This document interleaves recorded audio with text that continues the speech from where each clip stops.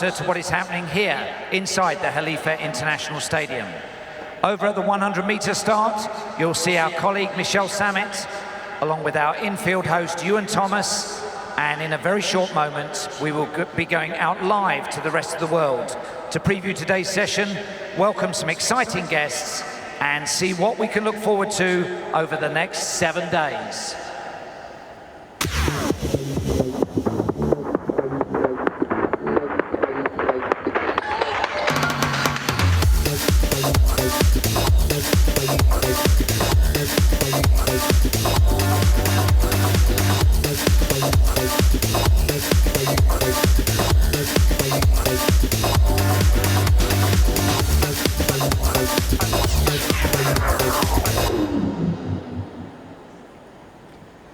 Good afternoon, everybody, and welcome to day 4 of these IAAF World Championships, and welcome inside this absolutely stunning Khalifa International Stadium. I'm Ewan Thomas, I'm your infield host for the entire championships, and joining me for all of the pre-shows is the brilliant Michelle Samet. And Michelle, I have to start by saying, last night, 4 gold medals inside the stadium, records were being broken left, right and centre. Surely the best night so far.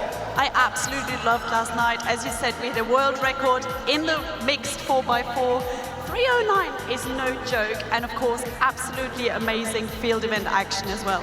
And in the Corniche, there was action as well. Of course, it was a women's 20K walk. Pretty tough conditions out there, but some good performances. Fantastic performances, record-breaking performances, because for the first time in history, we saw a clean sweep in a race walking event, as we saw China win gold, silver and bronze, with Liu Hong taking her 3rd world title. And we're not finished on the road yet. Of course, later in the week, we've got the men's marathon and the men's 20K walk. All of the support the athletes get out there is much appreciated. And as you said, it was a fantastic performance last night. So let's look at the big screens. Here's the highlights. But the stage is set for Liu Hong, the 32-year-old. A career glittered with gold, and she's striding purposefully. What a look of determination on her face. She was in the pack with the group for so long. A little grimace, a world record holder, and for the 3rd time, she is the IAAF World Champion over 20 kilometers. It's China's night in Qatar. Liu Hong, a hat-trick of world titles for her.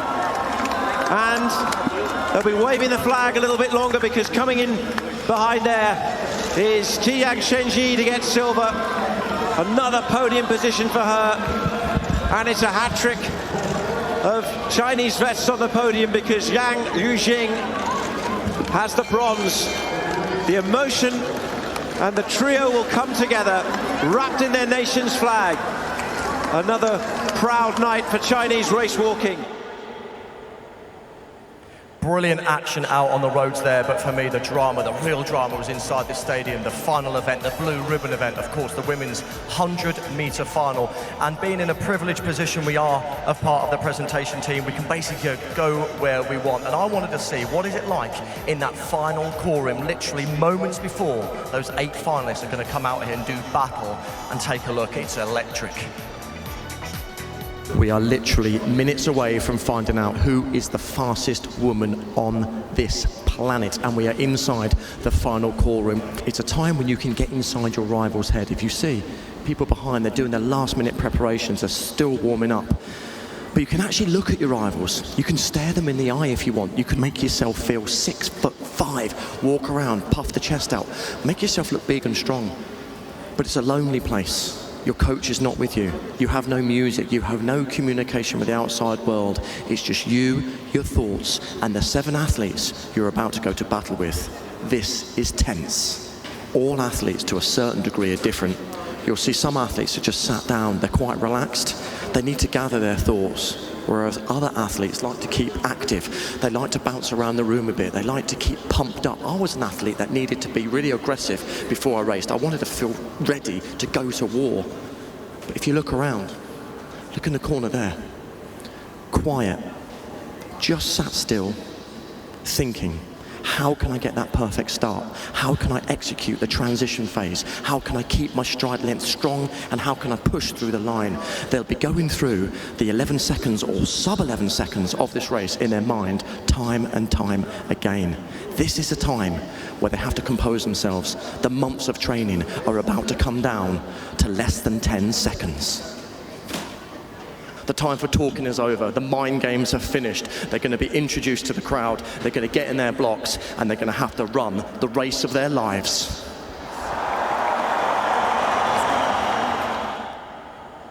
As you can see, there's so much going on behind the scenes.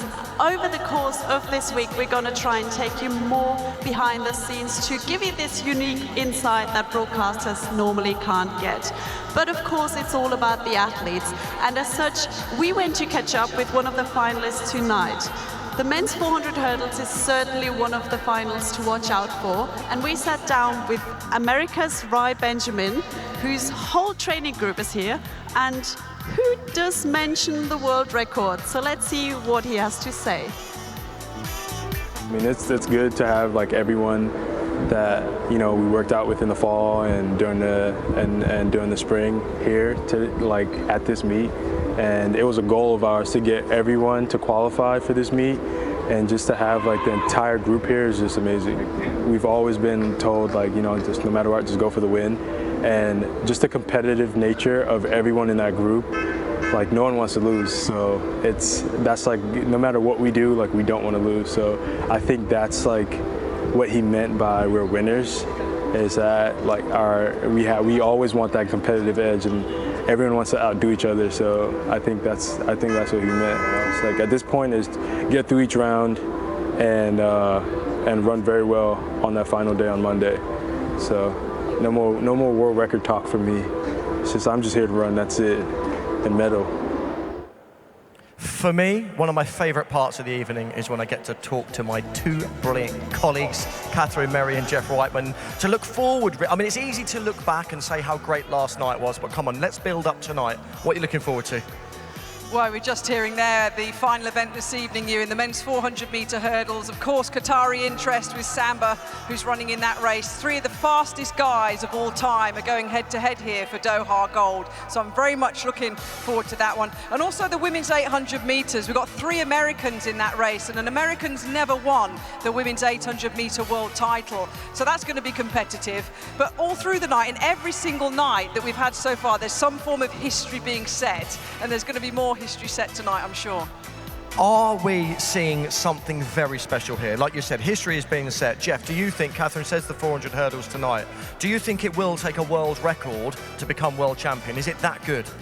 Well, we saw in several of the other events, including that mixed 4x400 metre relay, that the standards were redefined as they went through the rounds. 3:12 was good enough to win in the qualifying. 3:09 was what it took to win in the final. We saw the same in the men's long jump, the men's triple. I think it will be astonishing in the men's hurdles. And what else are you looking forward to tonight, Jeff? I was looking forward to you fulfilling your forfeit of wearing a Shelley-Ann Fraser-Price rainbow acrylic unicorn wig in tribute to her win. We'll perhaps save that for tomorrow. I must have missed the memo on that one. I do believe I said if Dina Asher-Smith had won, I would have done a forfeit, but she still could win the 200 yet. And if she does, do come tomorrow in your underpants, as you said you would. I'm looking forward to the women's high jump, where Maria Lasitsky, the defending champion, is pretty close to unbeatable, but not quite. Looking forward to the 3,000-metre steeplechase women's final, which was one of the wackiest events at London 2017. Missed water jumps, falls, 5 together off the last steeplechase, off the last water jump. Emma Coburn defending her title there. And then the men's 5,000 metres. Only 15 runners, but most of Kenya and Ethiopia will be in the stands, we think. But you know what it is as well, Ewan, because you're on day 4 now of the World Championships, and we'll know, as an athlete, you just want to get going. You're seeing all these phenomenal performances by other athletes, but let's not forget those that are starting their campaign tonight. The men's 110-metre hurdles, Omar McLeod's back in shape. There's going to be some great competition on the track from those athletes that just want to get in here and compete. What is it about some athletes, though, Catherine? I mean, everyone here obviously is here for a reason. They're world class. But you do seem to feel certain athletes, like the Christian Taylors of this world, pull it out when it really matters. Yes, the Diamond Leagues are very important. You want to perform well there. But when you're old and retired, like we three are, you want to look back and think, look at the amount of medals I've won. And some athletes always get it right. Well, you talk about Christian Taylor, and you're talking about history makers. 4 world titles now, as did Shelly-Ann Fraser-Pryce last night. It's the mentality, it's the belief, it's the talent, but it's the nerves of steel. Christian had 2 no jumps and had 1 jump to get himself in the top 8 in that men's triple jump final. I, as his friend, was scared, but on the other side he was like, but he'll nail it, and he did, and he qualified through. That's inbred. That is what makes people win world titles, not once, not twice, not 3, 4 times. Well, the other one you can now add to that category is Dina Asher-Smith, because to show up and have a 10-second race and not only come away with her first global medal, but a British record when it really counted, I think that's going to stand her in very good stead, including in the 200 metres, which begins tonight. Well, Jeff, you're going to have to get an OAP world record to get your commentary position in time. We can't wait to hear from you both this evening. For now, Jeff, Catherine, thank you very much. I'm going to go and join Michelle now, because last night we really were spoiled in terms of, if we can talk about some of the field events, Michelle, because for me, the women's pole vault, 17 people qualified for the final. That is a lot because the standard's so good. Well, not only did 17 qualify, they all made the opening height. They all cleared 450. 12 went over 470, which is just incredible. And then we saw that winning jump of Angelika Sidorova, 495, a world lead. It took 490 from Sandy Morris to win silver and 485 from Kat Stefanidi for the bronze. So that was incredible. And then, of course, we also had the triple jump. I mean, in terms of the triple jump, we mentioned it there with Catherine. Christian Taylor is one of those athletes where when it matters, he really pulls it out of the bag. What a performer. Well, he actually mentioned in his interview afterwards, he was slightly feeling old, because when he first set out in this sport, he wanted to win 1 world title, 1 Olympic title, and now he's got 4 world titles. Shall we take a look at some of the highlights? Christian Taylor taken the lead with 17.86 in the 4th. This is his 5th round jump. Oh, he's back. It's even bigger. It's even better. This guy, quite simply, just doesn't know when he's beaten and doesn't know how to lose. 17.92. He stays where he's been for the best part of a decade. This is probably the most important jump of her career so far. She does! Sidorova goes clear for the 3rd attempt. 495, a lifetime best. And she's tearful. But what a win for Angelika Sidorova, a lifetime best. Seeing on the screen there, athletes performing under pressure when it matters. The man next to me, Colin Jackson, well, he's got a room full of gold medals. But before I talk to Colin, let's have a look on the big screen. Let's see some of his best performances. The men's 110-meter hurdles. As we look here through the hurdles, 10 flights of hurdles that Colin Jackson had to face in lane 3. And Jackson is away very well indeed. So too is Tony Dees next to him, and then Tony Jarrett. But Jackson is going clear. Dees is hitting hurdles. He's out of it. Jackson is clear of Pierce, and Jarrett comes up. And Tony Jarrett got the silver. But look at that for Colin Jackson, a British one too, and it's a world record of 12.91. Fantastic running. A staggering performance there from Jackson, who literally blistered away from these blocks. It really was the race of his life, and what a day to do it here in the Stuttgart Stadium. What a magnificent performance from Jackson, 12.91. At last he's got the gold medal that he said that he couldn't get, and there it is on the back, at last gold. A superb performance. Colin, talk about getting it right when it matters. World champion in a world record time when the pressure's on. How great did that feel? Well, it was interesting because I wasn't sure I was breaking the world record. You know, I wasn't sure how fast I was going. The most important thing for me was to really try and win that title. It was really important for me to be world champion. So the bonus really was actually breaking the world record. So it was nice. There was a really nice shot there on the footage there of looking down the hurdles. I mean, obviously it's what you do, it's bread and butter, but I would be petrified at the start line looking at what I've got to try and clear. What is going through your mind at that point? Obviously you've done all the hard training, you're in the shape of your life, but it's a nerve-wracking nerve-wracking event. No, absolutely, because you never know. Even though you practice daily, you still can make, you know, tiny mistakes. And when you clear a hurdle about a centimetre, that's the height clearance you're going for. If you kind of go a little bit lower by pitching forward, etc., then you can run into problems. So even if you're the best in the world, mistakes can happen, and all the hard work really is just binned. But you don't want to sky the hurdles, you don't want to clear them too high, you can't be too safe, you're wasting time. And we've got the hurdles here as there's a little comparison. So this is the men's high hurdles, and this is the female hurdles. I think, not even now, I might have back in the day been able to get over that, but no chance was I flexible enough for that. So your event, not only do you need that raw speed, I know you could run a very fast 100 and 200, but you've got to be able to jump as well. Yeah, you've got to be really flexible, you've got to be strong, so you have got to have ballistic power as well. And so when you marry all those things together, you end up getting a great high hurdler, and we're going to get a glimpse of that later on today, which is fantastic because we've got some of the best in the world running. Do you know what I'd love to do right now? And I don't know if I'm allowed to say it because I don't want to get him in trouble, but I would love Chris, our cameraman, to put his camera down and try and hurdle one of these. Are you allowed to do that, Chris? Come on. Let's see if he can do it. No? I don't blame him if I'm honest. I know he wouldn't be able to do it. But in terms of your life now, you've made a fantastic transition. You've gone from being this side of the track to up there talking about it. How do you like the TV work? Do you enjoy it? No, I really do. I'm in a sport that I adore. And not only am I in love with the sport of athletics, I'm actually a fan of athletics as well, which makes it even better. So I have interest in shot put as much as I would do in the high hurdles, as well as the discus and the hammer. So for me, I love our sport, so it's a real honor to go out there and present and look at the new stars being formed. It's brilliant. And obviously you get to talk to those successful athletes and maybe sometimes their parents, which leads me nicely on to last night. After the 100-metre final, I happened to bump into Dina Asher-Smith's mum and her coach, and this is what they said. Happiest mum in the stadium. Yeah. Dina got a British record. How proud, as a coach, and how proud you've obviously got things right at the right time. A British record when it mattered. Fantastic. She deserved it. She's worked really hard for this, but the job's not done. We start again tomorrow.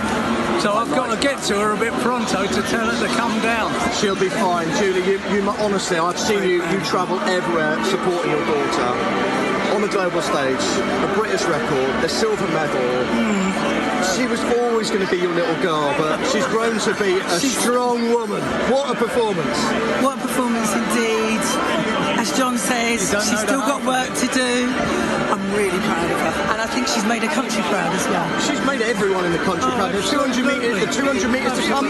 As a tough coach, you're going to be strict with her. Who said I'm a tough coach? How do people call me a tough coach? She wouldn't be running that well if you weren't a tough coach. No, she's going to do well tomorrow. I'm absolutely sure of that. She's got the right mental attitude. She's going to be physically tired, but up there, she's going to be with it. I'm absolutely certain. Well, John, congratulations on a half a job well done. Still more to come. Thank you very much. Doesn't matter what time the doors open, you'll always find some fantastic Brits in the crowd. Colin, listening to John, Dina's coach there, was quite interesting. He was happy about the 100, but he said the job's not done yet. She's still got the 200 to go, and I've got a funny feeling she could win that one. I have a funny feeling she could win that one as well. She's in exceptional shape. She's demonstrated that already. And I think with Shani Miluibo not competing, that really does open the doors for Dina to go out there, not just only win it, but perhaps run another British record, which would be fantastic for her. And just before you go, Colin, what I want to know is some events you notice the athletes in the heats just doing enough to qualify. They can ease up before the line. But I'm assuming in your event, the 110 hurdles, which start tonight, you need to keep your rhythm going, so you have to run hard. Yeah, you will be running quite hard just to again, get used to this track, used to the surface, because it's really important to get a feel of the track when you're high hurdling. It's not quite the same as sprinting in that sense, because the track can throw you onto a barrier. So you need to run pretty hard to get used to that feeling. So all the hurdlers will run pretty tough, and they may just cruise in as they come off the final hurdle, which will obviously slow down the time. Well, Colin, as ever, it's a pleasure to talk to you. And I've just got to say, for the record, you look like you could still do it. You still only look about 20 years old. How fit is he? Michelle, back to you. Well, he's certainly fitter than me, let's just say that. As you said, we've still got lots of action tonight. We're seeing 2 medalists from the 100 meters in the heats for the 200 meters. And yesterday across social media, there was a lot going on. As you know, we try and keep you updated with everything, have a bit of fun, and I'd say it was pretty much meme central across all of our channels. So let's take a quick look at what happened across all of social media last night.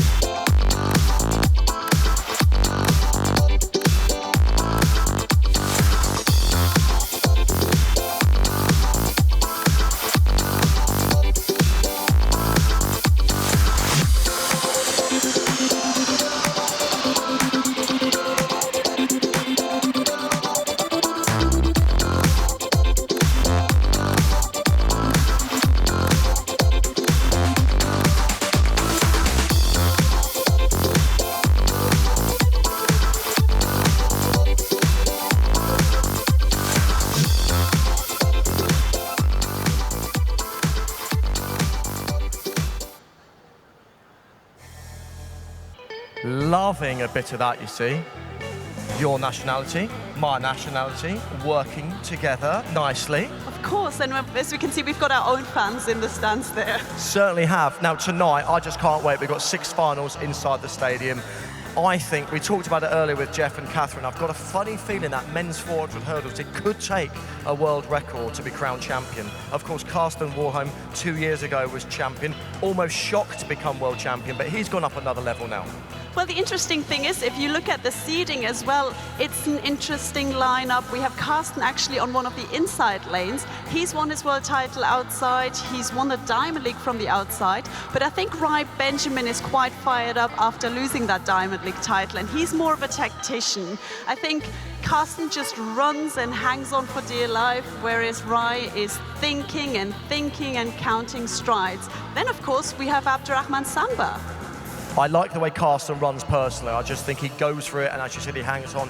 Interesting, as you said, about the lane draw, because he normally would choose to be in lane 6 or 7. I think he likes to do his own thing. He likes to be out there where the bend isn't very tight, and he just goes for it. I don't know whether that will play with his mind, being on one of the inside lanes. In theory, he can see the main rivals outside him, but I don't know. Do you want a little, what are you thinking? I'm thinking Carsten to win. What do you think? Oh, I think Rye might do it just because he was so hurt by that loss in the Diamond League, but I wouldn't put any money on it. Well, whatever happens, that's one of the finals you will not want to miss. The last final on track this evening. Michelle now is going to go and sit in her comfy seat and have a nice ice cream as ever. I will be down here trackside throughout the evening. Make sure you have an absolutely brilliant night.